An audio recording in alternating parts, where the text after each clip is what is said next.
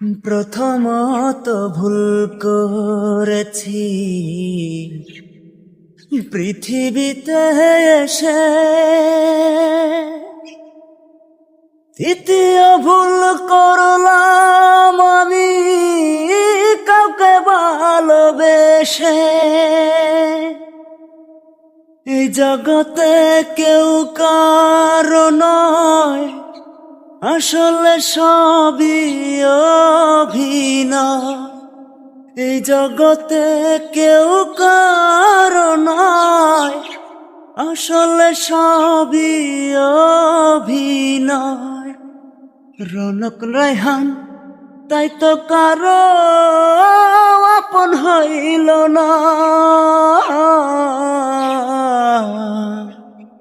আমার মতো এত কষ্ট বিধি তুমি কাউকে দিও না।